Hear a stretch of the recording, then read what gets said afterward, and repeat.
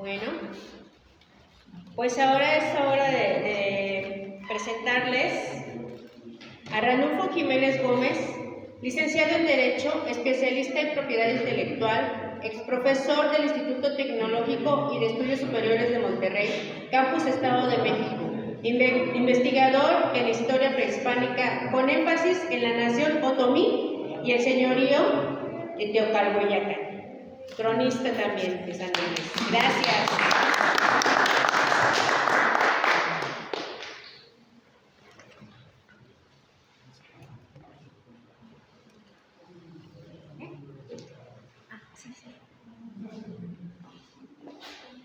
Buenas tardes a todos ustedes. Sean bienvenidos a esta ponencia, a este simposio que ha sido muy interesante. Todos los ponentes que nos han antecedido han dado muchos datos y en la acumulación de esta historia para nuestro querido Tlalnepantla.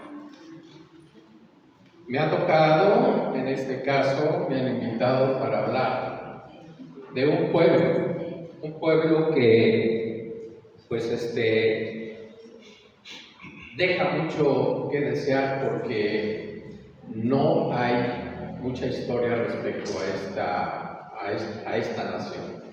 Sin embargo, he tratado de que en esta ponencia el objetivo principal es recalcar la herencia otomí que deja Teocolyohuacan en Tlalnepantla del Medio junto con Tenayuca. Dos pueblos importantes, dos pueblos fundantes de Tlalnepantla, pueblos originarios, y también yo quiero hacer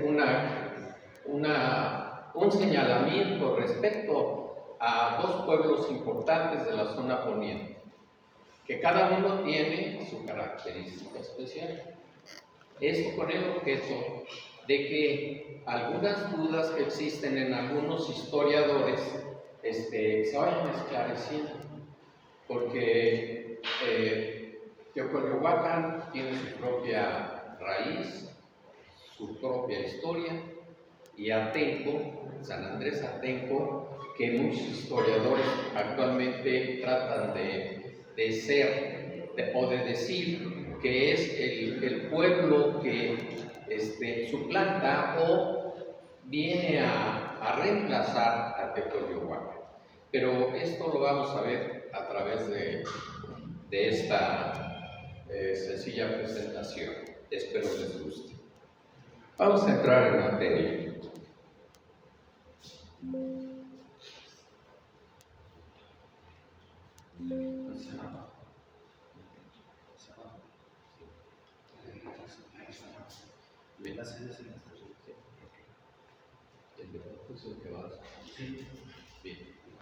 Bien, vamos a ver algunos antecedentes. La época prehispánica, esto vamos a estar hablando de Teocolyohuacan, ¿de acuerdo? Las tribus que llegaron de lejos, siendo la tribu chichimeca, con Xolotl en Tenayuca en el siglo XII.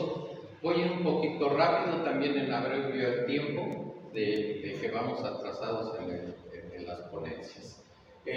También llega el otomí, la nación otomí con su dirigente. Nunca se ha sabido el nombre correcto, simplemente le decían el otomí. En Teocolyohuacan, que llega en el siglo XIII. Los mexicas posteriormente llegan con Tenoch en Tenochtitlan en el siglo XIV. La tribu chichimeca, Xolotl, el señor de Tenayuca. Algunos ponentes han hablado ampliamente en estas presentaciones, en estas ponencias, sobre este tema. Tenemos aquí una parte del código de Xolotl. Los chichimecas, encabezados por Xolotl, salieron del norte de Jalisco, de un lugar llamado Amaquemacán, son el principal grupo que llegó al altiplano. Arribaron a Tula en el año de 1172, misma que había sido abandonada por los toltecas 4 años antes, en el año 1168. 47 años después, 1219, llegaron a Tenayuca, siendo el lugar idóneo para Xolotl y su gente para asentarse. Por ahí hay algunas leyendas que dicen, o escritos en el mismo código, que mencionan que es el primer censo que se hace en esta zona. Lo manda a hacer Xolotl, precisamente. Y es porque ellos tenían la tradición de escribir su propia historia. Hace ratito vamos a entrar al tema de los otomíes, que es diferente su actitud. La tribu otomí, el otomí, señor de Teocoliohuacan, no menciono nombre porque no lo tiene, simplemente el otomí, era el dirigente. Pagaban tributo a Xolotl, señor de Tenayuca. Los otomís salieron de Chicomostoc, o lugar de las 7 cuevas, mismos que pudieron haber arribado al altiplano en el año de 1220, cuando pidieron a Xolotl tierras.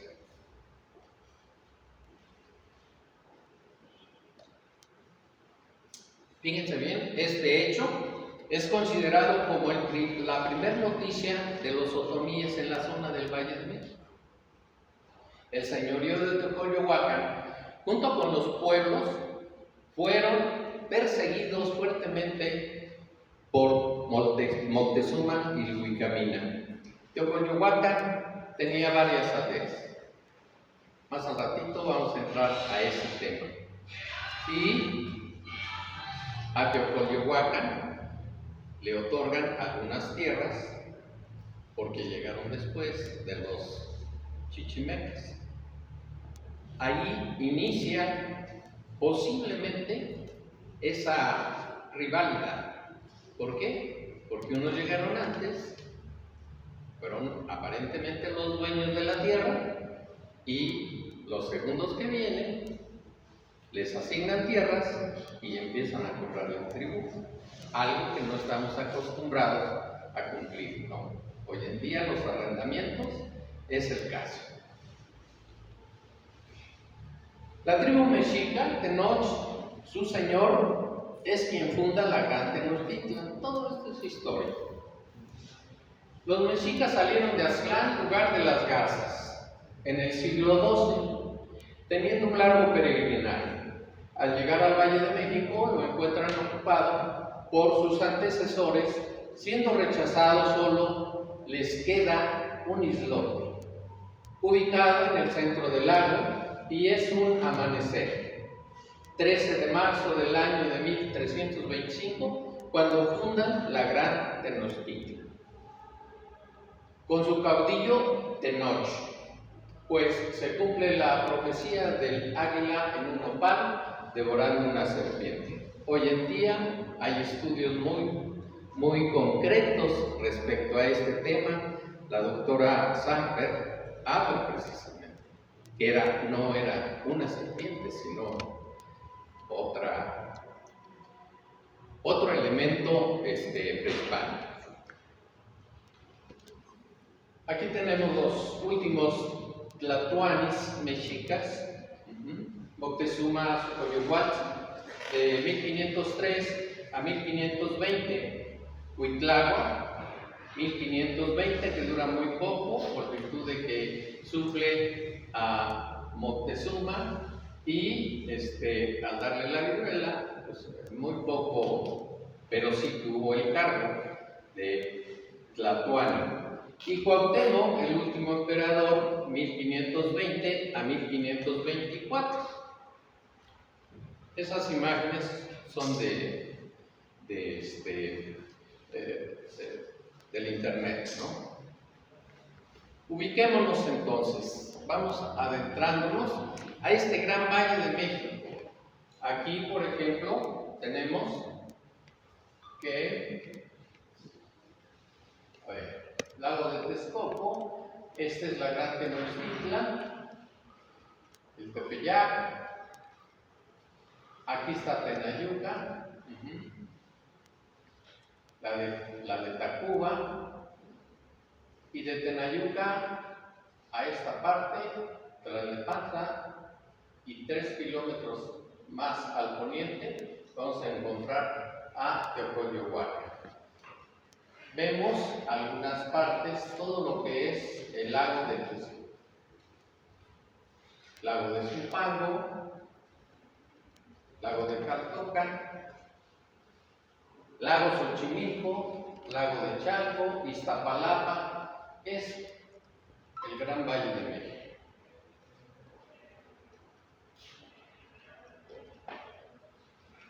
Más de cerca estamos viendo lo que es la Gran Tenochtitlan, y tenemos Tlatelolco, el Tepeyac, y la Sierra de Guadalupe. Bajamos Tenayuca, la calzada de Vallejo que hoy en día existe. De Tenayuca, 3 kilómetros al centro de la catedral y 3 kilómetros más al poniente de Teocoyohuacán. Esta Tlalnepantla ya lo señalo. Una vista más completa, ¿sí? Aquí la vamos a encontrar también. Aquí vamos a ver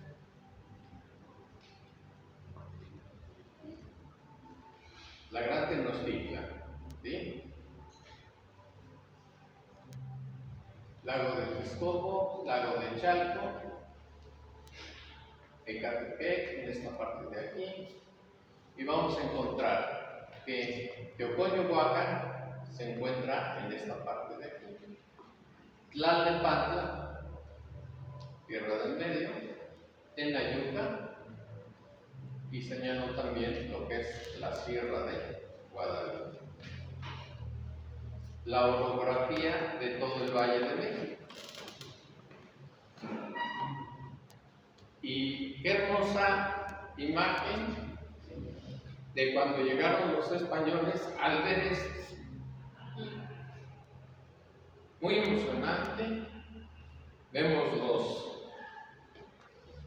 la mujer dormida, el Popo, el Cerro del Peñón, en esta parte de aquí, Albarrada de Nezahualcóyotl, la albarrada de toda esta parte que separaba el agua dulce del agua salada, la calzada del Tepeyac, calzada de Tacuba, por donde huyeron los españoles en la noche triste, que puede ser noche de victoria para los mexicas.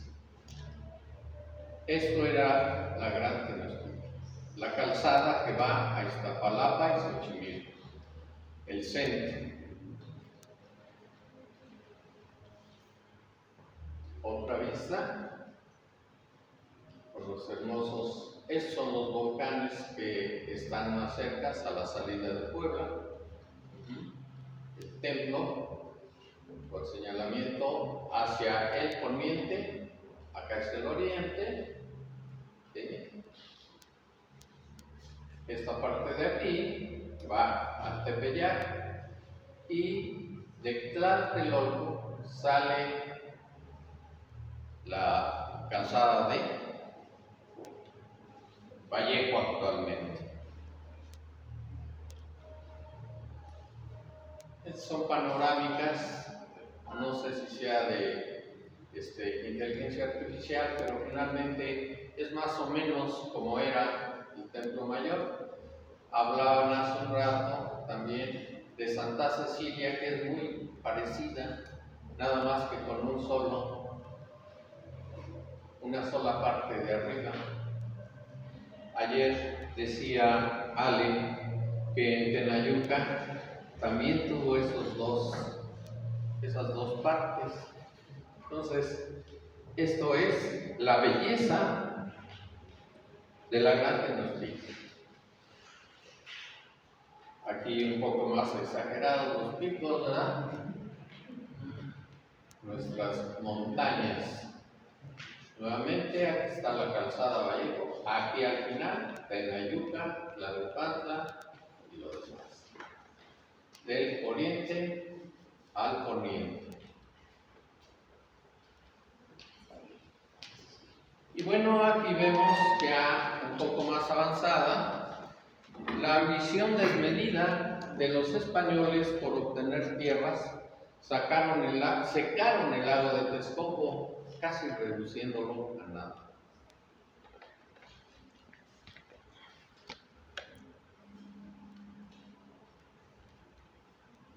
Hablemos de la nación otomí.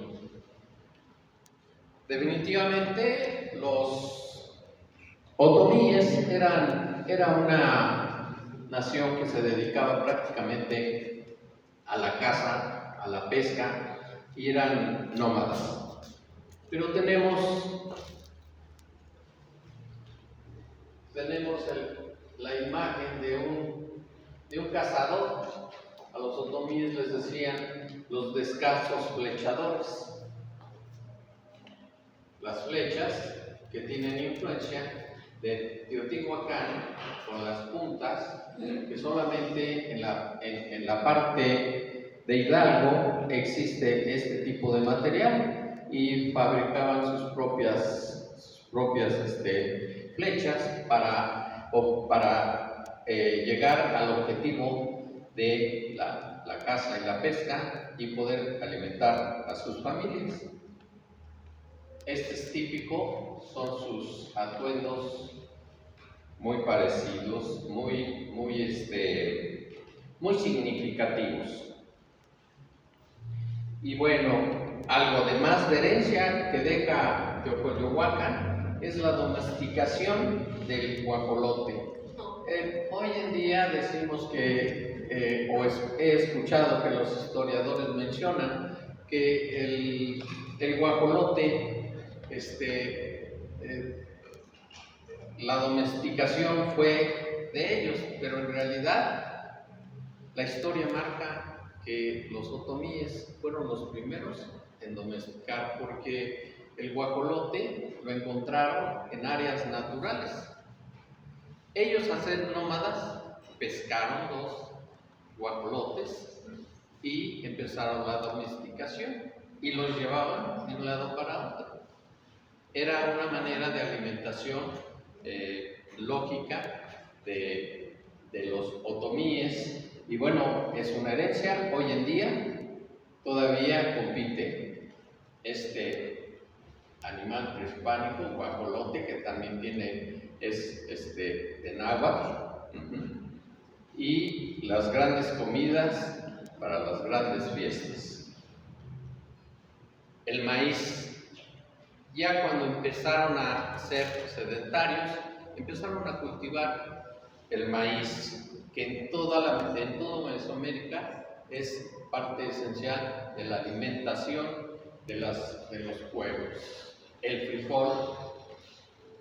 Y de estos dos productos, del maíz y del frijol, algo que dejan los otomíes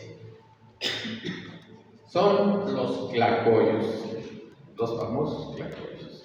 A San Andrés Atenco, mucho tiempo nos dijeron los tlacoyeros, precisamente porque esa herencia otomí fue dejada a nuestros antepasados, y hoy en día todavía existe esta comida. En el mercado Filiberto Gómez, a un lado, hay una parte donde hacen tlacoyos como un comercial para esa tortillería, y muy ricos. El maíz azul, y por supuesto no podía faltar el cultivo del maguey. Ahí vemos las puntas hermosas en un atardecer de los magueyes.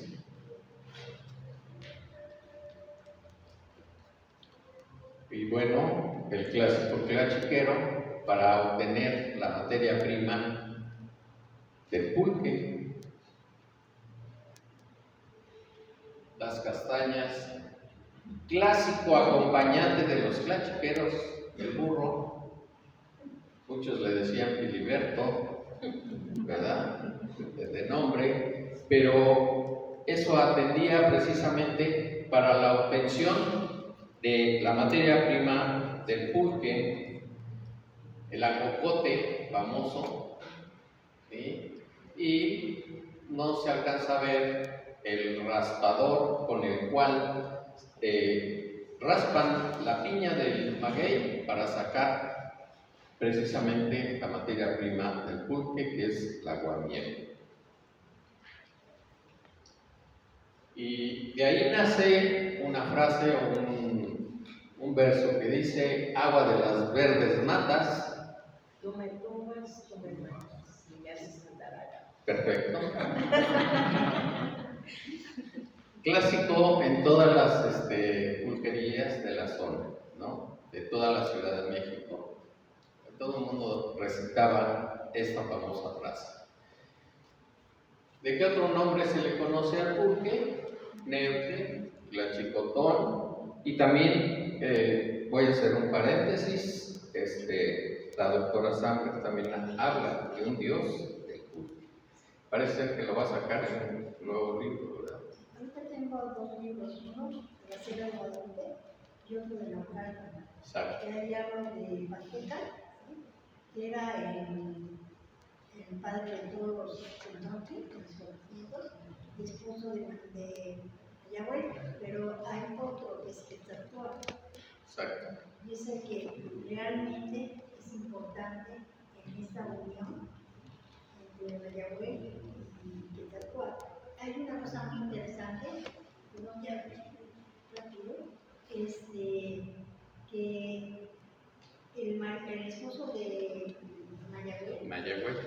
Es precisamente lo que tiene el maguey, tiene la parte femenina y la parte Es correcto. Muy bien. Gracias, doctora Sandra. Bueno, la clásica vestimenta nuevamente aparece nuestro amigo Filiberto y Limón. Acá está el maguey, muy cercano a los otomíes, y esta es la clásica vestimenta de una mujer otomí.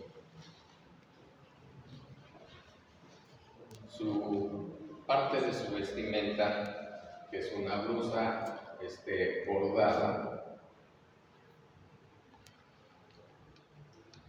Y la tradición de los otomíes para adorar a sus dioses siempre procuraron que sus centros ceremoniales estaban en las cimas de los cerros. Aquí vemos una peregrinación otomí precisamente que va en ascenso para adorar a sus dioses. De regreso, ¿verdad? Y esto, en el año de 1976, Luis Echeverría Álvarez crea por ahí una ley de asentamientos humanos, y dentro de esto viene un reconocimiento para la nación otomí.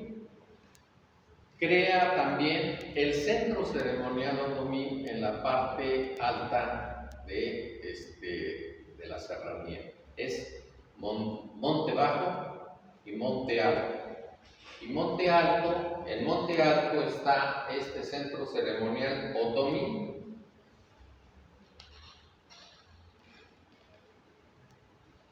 A un lado de la presa Iturbide, para que todos se ubiquen, porque la nación otomí abarcó desde el Cerro de Atlaco, Monte Bajo, Monte Alto, y varios de los pueblos de esas zonas formaban parte de la nación otomí.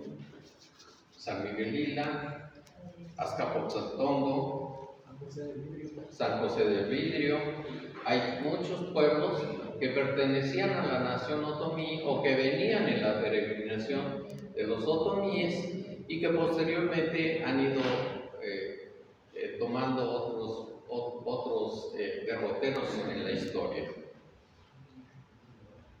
Este es un evento religioso de los otomíes en el centro ceremonial otomí, y por esas razones la tribu otomí ha sido considerada como una nación indígena por la Organización de las Naciones Unidas.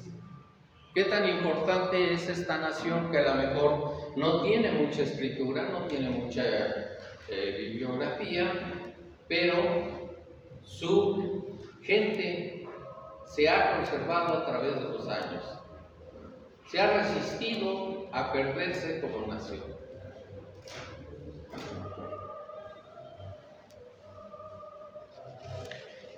Por ello, la ONU proporcionó, o la misma nación otomí, esta es su bandera de la nación otomí.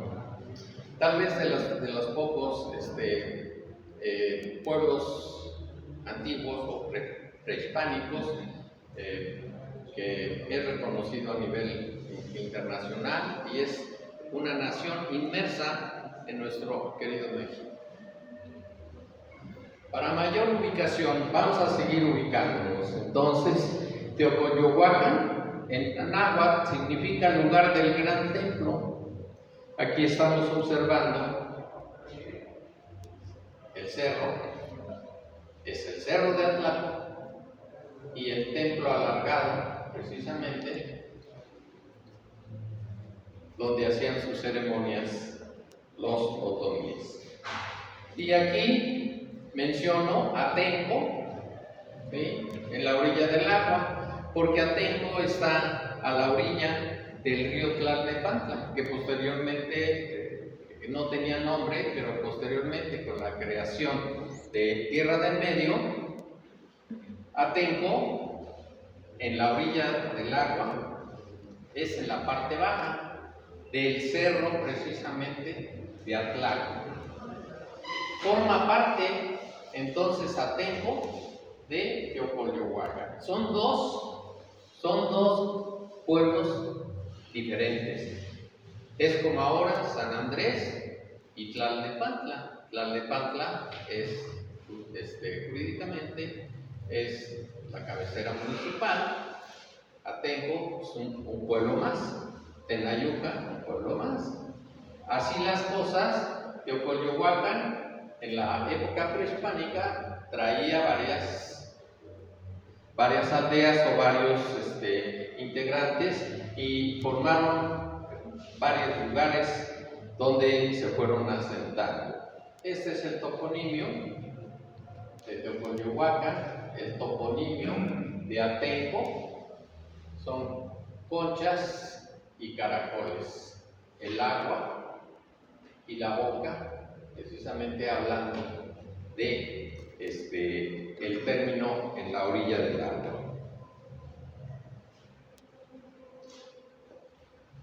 Aquí vemos nuevamente Teocoyohuacán, lugar del gran templo; Tenayuca, lugar amurallado; y Tlalnepantla, Tierra del Medio. Atenco, como parte de Teocoyohuacán, de la nación otomí, colabora para que se cree Tlalnepantla, Tierra del Medio. Son las raíces, entre otras, otros pueblos, otros pueblos o asentamientos que pertenecían a Teocoyohuacán. No toco el tema de Tenayuca porque hoy en este simposio casi ha sido de Tenayuca.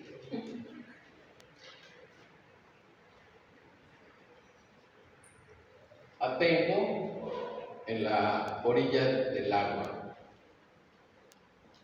Me costó mucho trabajo encontrar este tema. Yo no soy arqueólogo, soy abogado, pero encontré precisamente en el lienzo o en el código, más bien es la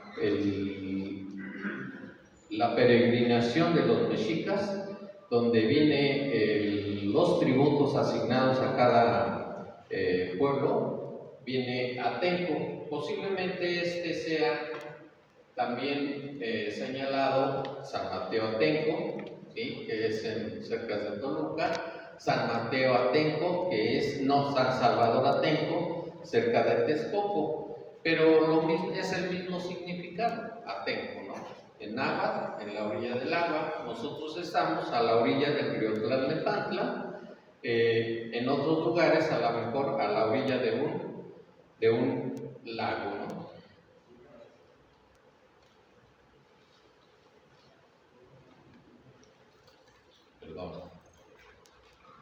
Teocoyohuacan, lugar con características propias, aglutinaba varias aldeas, entre otras a Atenco, quien también gozaba de características propias antes de la llegada de los españoles. No voy a entrar más en materia de Atenco, ¿por qué? Porque el objetivo de esta plática es señalar el pueblo desaparecido y la herencia que deja. Tal vez en otra ponencia hablemos de Atenco, que también tiene características muy importantes y muy propias. Época colonial, vamos a entrar a la época colonial. Cristóbal Colón y su llegada de América. Esta es la imagen de Cristóbal Colón. Aquí tenemos los 4 viajes que hizo Cristóbal Colón y en ningún momento encontramos que haya llegado a tierras mexicanas.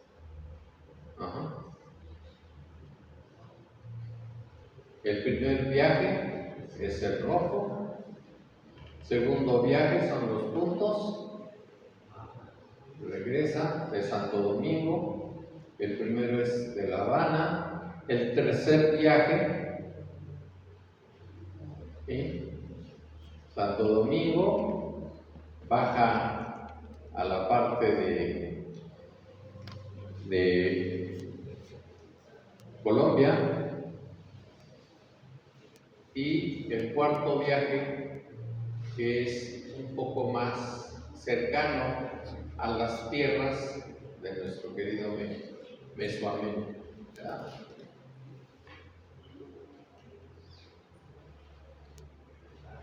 Hernán Cortés y los primeros frailes franciscanos.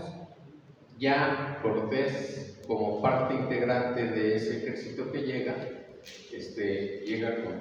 con franciscanos.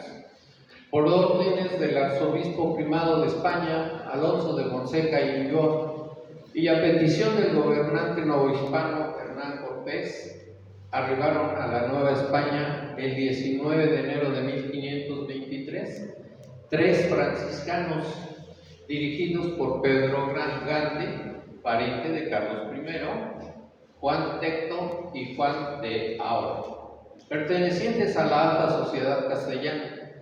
Ahora y Tecto fueron llevados por Cortés a evangelizar las Figueras, que es la parte sur de Mesoamérica. Bueno, en Mesoamérica, en la parte sur, pero murieron en el trayecto. Gante, mientras tanto, siguió su labor en Nueva España y fundó hospitales y escuelas, estableció un convento y enseñó artes y oficios a los nativos.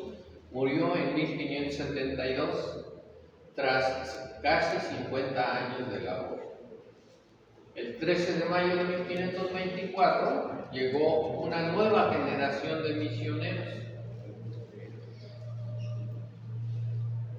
misioneros franciscanos encabezados por Fray Martín de Valencia, quienes ocuparon un papel preponderante como defensores de los indígenas y de sus tierras.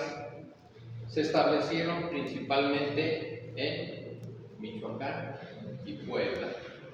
Los 12 misioneros franciscanos, ¿sí?, fueron considerados como los 12 apóstoles de México. llegados ante el recién fundado virreinato de la Nueva España, el 13 de mayo de 1524. ¿Quiénes son? Fray Martín de Valencia, Fray Francisco de Soto, Fray Martín de Jesús de La Coruña, Fray Juan Juárez, Fray Antonio de Ciudad Rodrigo, Fray Toribio de Benavente, Motolinía, Fray García de Cisneros, Fray Luis de Fuensalida, Fray Juan de Rivas, Fray Francisco Jiménez, hermano Lego, Andrés de Córdoba y hermano Lego, Juan Palos. Esta es la encomienda que les dan a esos 12 franciscanos de ayudar a todos los nativos.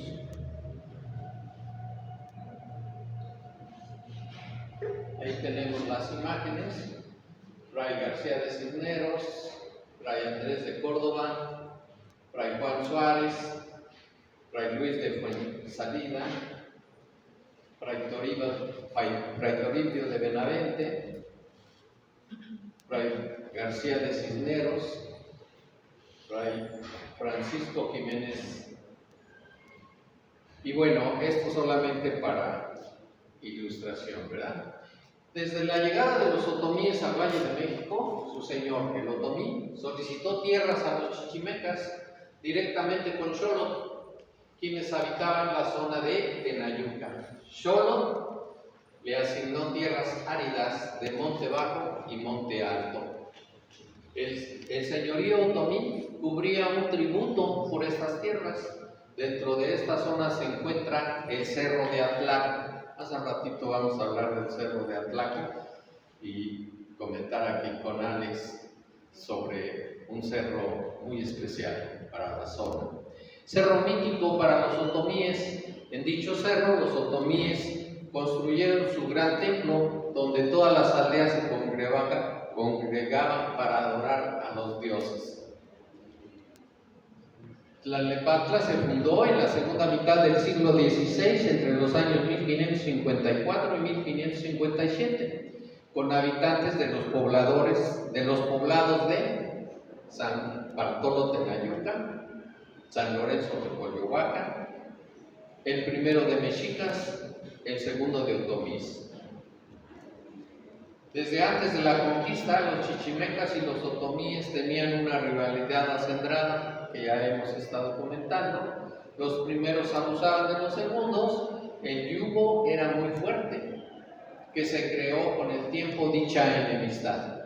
A raíz de la llegada de los misioneros franciscanos, principalmente con Fray Juan de Gaona, quien llegó a la Nueva España en el año de 1538, dicha rivalidad y enemistad fue desapareciendo. Y para que terminara por completo, determinaron, junto con las autoridades civiles, fundar una nueva población entre los asentamientos de estos pueblos y edificar ahí una iglesia y un convento que sirviera de lazo de unión entre estos dos pueblos. Nuevamente encontramos aquí el toponimio de Teocalhueyacan, Tenayuca, Tlalnepantla. Ambas naciones hacen Tierra del Medio.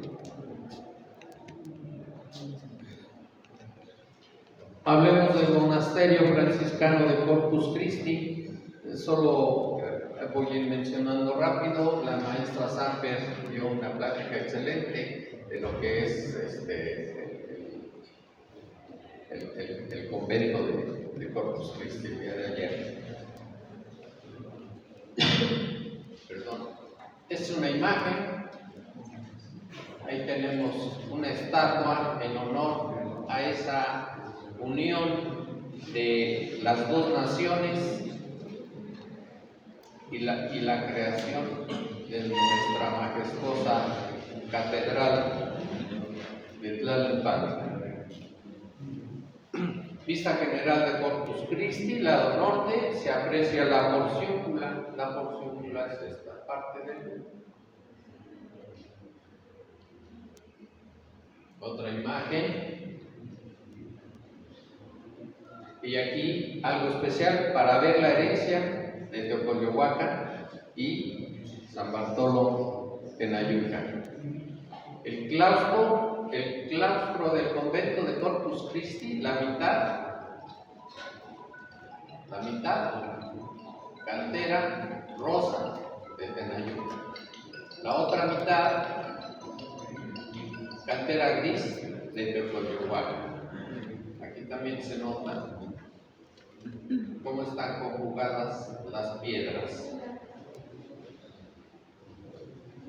Y esto de Fray Agustín de Betancourt en el siglo XVII menciona: 2 leguas de México tiene un sitio alegre y ameno, donde está un convento con celdas acomodado y una huerta de arbolada y legumbres abastecida. La iglesia se quemó en el año de 1666 y se volvió a techar y se adornó de retablo y colaterales. La media iglesia es de mexicanos, la otra media de otomíes, por estar en medio de la tierra de ambas naciones. ¿Qué esto quiere decir? Tlalnepantla, en medio de la tierra, compuesto de mexicanos de Tenayuca, que era la cabecera, y Teocolyohuacan de otomíes. Imágenes simplemente del interior de la catedral, el retablo central, los laterales, la arquería, que forman parte de la nueva estructura de la catedral, que ayer explicaba ampliamente cómo era esa construcción la doctora Sampler. Del otro lado, más cercano, en la parte de arriba tenemos a San Felipe de Jesús, que es en un tiempo, corona esta parte de la catedral, porque San Felipe de Jesús perteneció a la orden franciscana.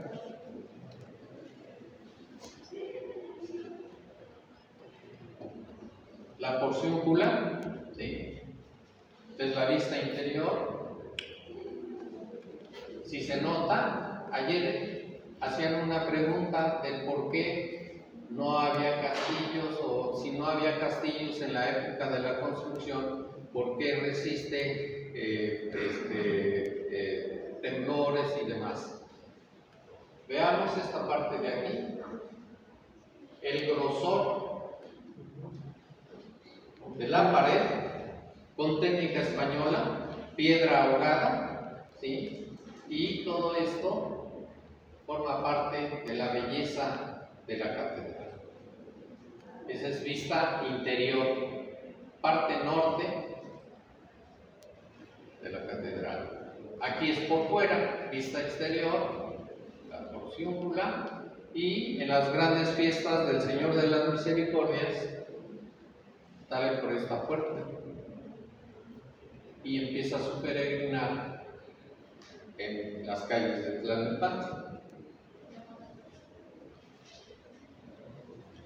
Más de cerca, aquí encontramos testigos de quienes construyeron todo esto. Tenemos San Bartolo Tenayuca, aquí tiene sus insignias, ¿verdad?, de la muralla o lugar amurallado. Teocolyohuacan, ¿sí?, es San Lorenzo, aquí es San Bartolo y Teocolyohuacan. En esta parte de aquí tiene la parrilla con lo que fue sacrificado San Lorenzo Teocolyohuacan. En la parte de arriba tenemos otros elementos que nos hizo favor Samuel en la visita guiada, de elementos especiales. Este es el cuerpo de Cristo, que es la sangre y la hostia. Y esto influencia de los nativos. Los ángeles custodios, y esto constituye precisamente la unión de esos dos pueblos, Teocoyohuacan y Tenayuca. Es un detalle, parte alta de la porciúncula, aquí vemos, y aquí se reflejan las letras de IHS. Esta parte de aquí ya es cosecha de los artesanos indígenas en la creación, y sus columnas para denotar el nombre de la catedral. Bueno, en ese tiempo no era catedral, pero el detalle del convento de Corpus Christi.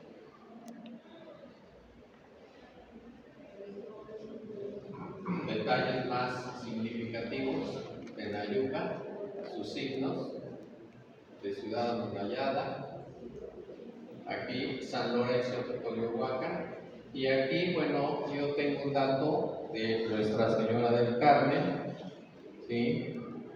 La Virgen de Nuestra Señora del Carmen, Toño que ha hecho un estudio muy pormenorizado de la catedral, pudiera decirnos algo respecto a qué virgen es.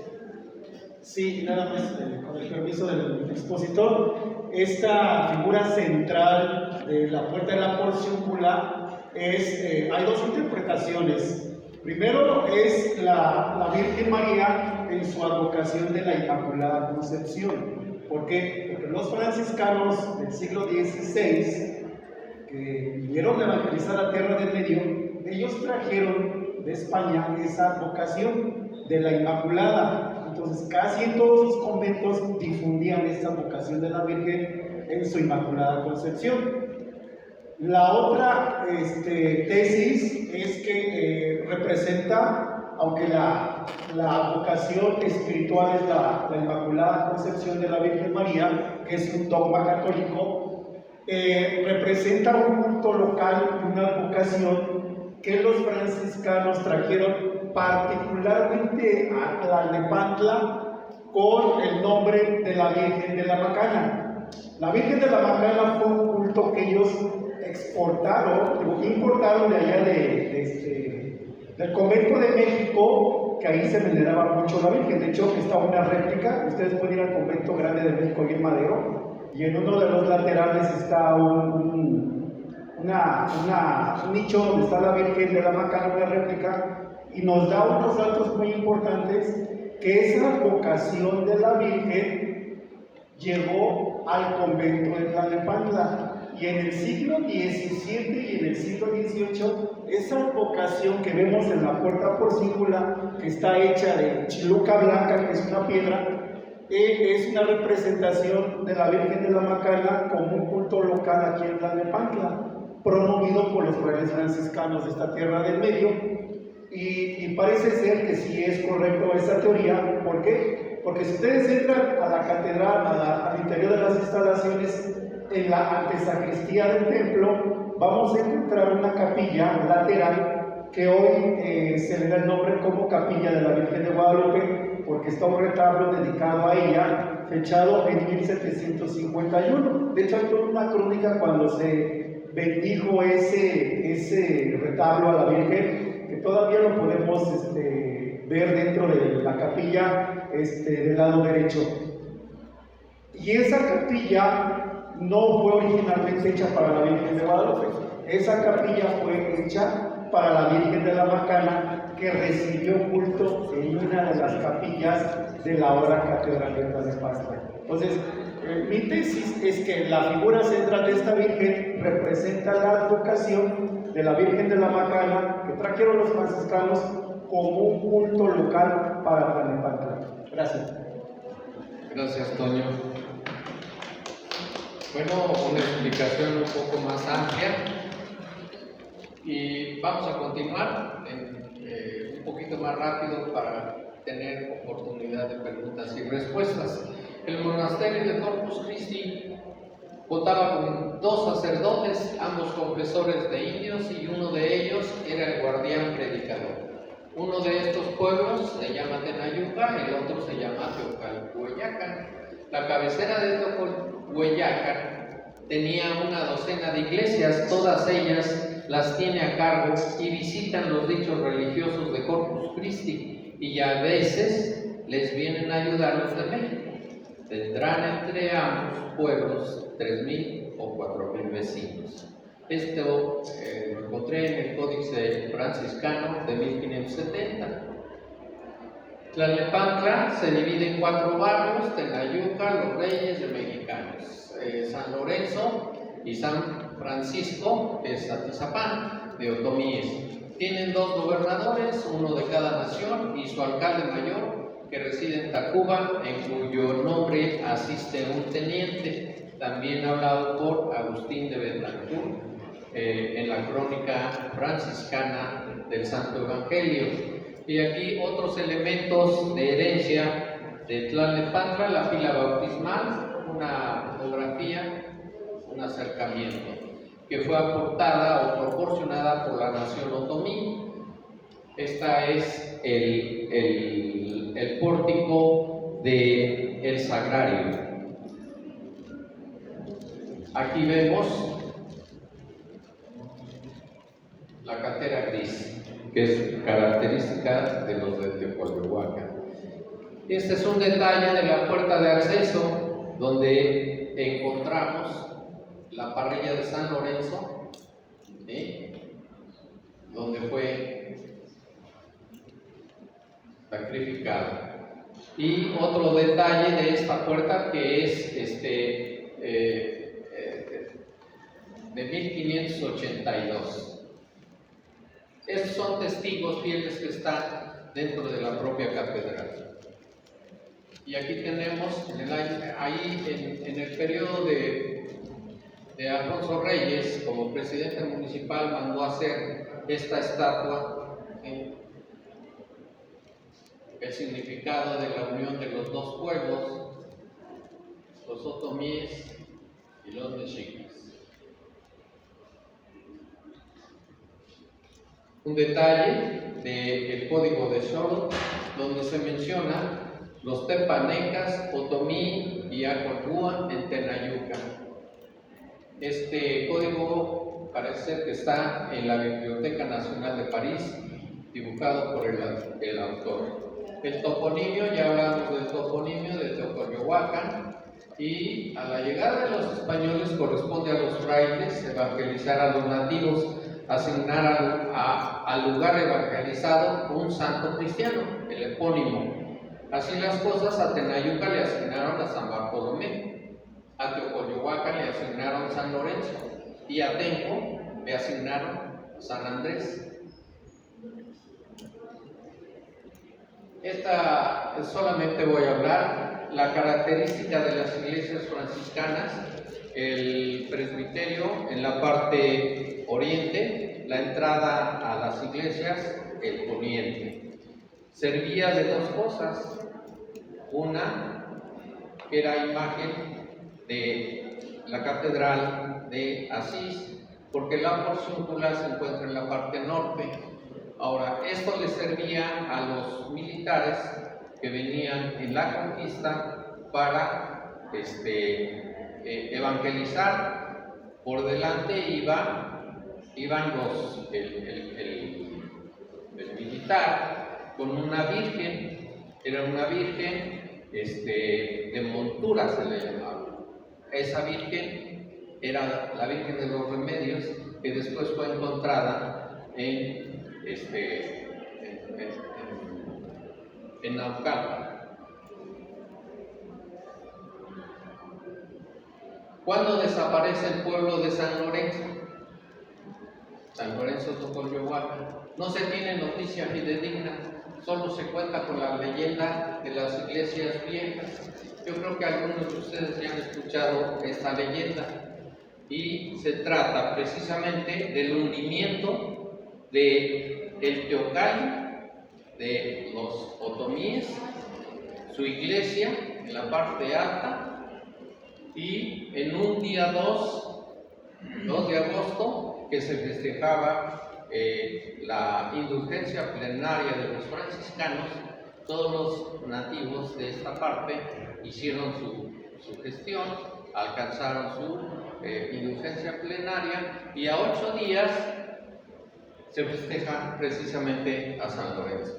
Y en esa fiesta dice la leyenda que entró un charro negro al interior del templo en la celebración importante. Esta parte de aquí se dice que es el hecho mítico, el hecho histórico del hundimiento de esa iglesia con su templo antiguo o su teocalli, y se hunde. Tal vez esto es histórico o es muy poético, pero en la actualidad tenemos una respuesta científica, porque los españoles empezaron a utilizar el tepetate, hicieron minas, y en la parte de abajo quedaron esas minas, y el peso de ambos, el templo antiguo, o sea, el teocalli y la iglesia de San Lorenzo, con ese peso y las minas de abajo, vino el hundimiento. En San Andrés Atento tenemos todavía una imagen que es seguramente de esa iglesia que se hundió, la imagen de San Lorenzo de Ocollugac. Pero esto va a ser motivo de otra práctica, ¿no? Al cerro mítico, donde se asentaron los otomíes en tierras proporcionadas por el señor Shaw. Atlaco, el cerro de Atlaco. Solamente voy a pasar imágenes, porque esto también puede ser motivo de otra plática del cerro mítico de Atlaco, que ya el compañero Alejandro en su exposición habla de los solsticios y los equinoccios, y este cerro forma parte de esa composición. Esto es una foto tomada desde el cerro de Atlaco, ¿sí? Aquí estamos viendo, por ejemplo, parte de la sierra de Guadalupe. No, perdón. Esta parte es la parte poniente. Esto es lo que es Rincón de la Montaña, y este es monte bajo y monte alto, ¿sí? Atizapán. Otra vista, el Cerro del Dorado. Esta es la Sierra de Guadalupe. Aquí tenemos la zona aproximada de donde estaba el teocalli. Este es el Cerro de Atlaco, esto es Atizapán, y de este lado es Tlalnepantla. Curiosamente, el Cerro de Atlaco se divide, una parte es Tlalnepantla y otra parte es Atizapán. Otra vista, aquí estamos observando los cerros que sirven para medir los solsticios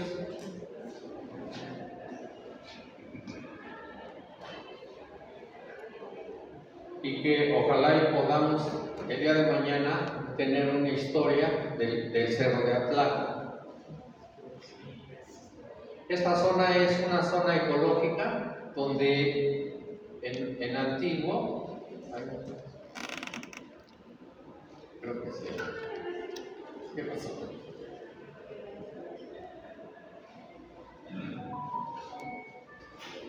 Tenemos un minuto nada más. Sí. Ok. Ahí es una peña, la Peña del Sol, en la parte ecológica de reserva de lo que es Valle Dorado o Balcones. Las casas en la parte de arriba, otro señalamiento de la peña que tiene petrograbados. Otra imagen también de la misma Peña del Sol, que ojalá y podamos hacer una visita guiada en algún momento. Es zona difícil de accesar, pero muy interesante. Por su atención, gracias.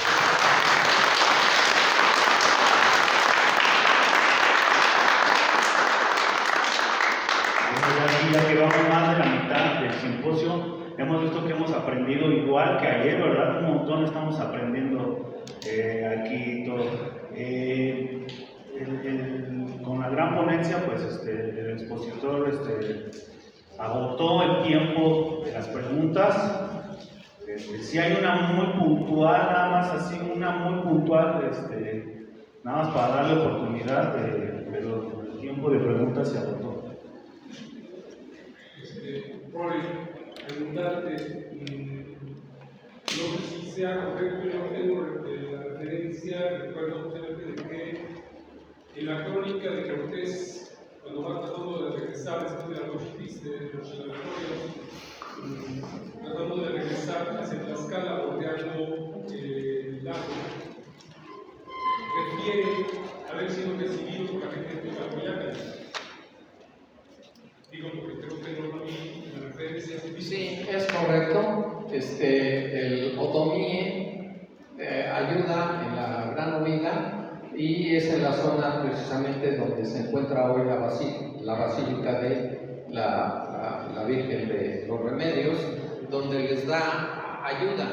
Y la Malinche les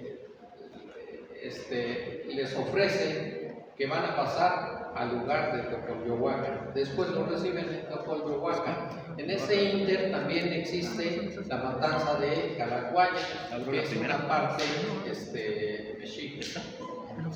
Es correcto. Y bueno, pues los otomíes, tratando de salvar ese yugo de muchos años para ya no pagar tributo, pues encontraron tal vez un venero para poder salvarse de ese pago de tributo a los chichimecas, que ya en ese tiempo ya era la Triple Alianza. Muchas gracias, licenciado Ranulfo. Pues ahora, doctor.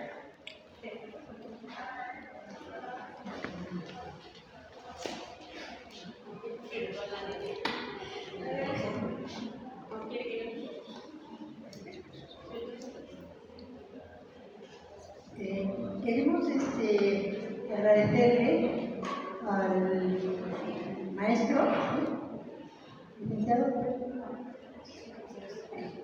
Ranulfo Jiménez Gómez, por su excelente conferencia o charla que nos dio, son charlas, no son conferencias, y que esperamos pronto que nos acompañe, le mandé un recadito, en el encuentro de Flores.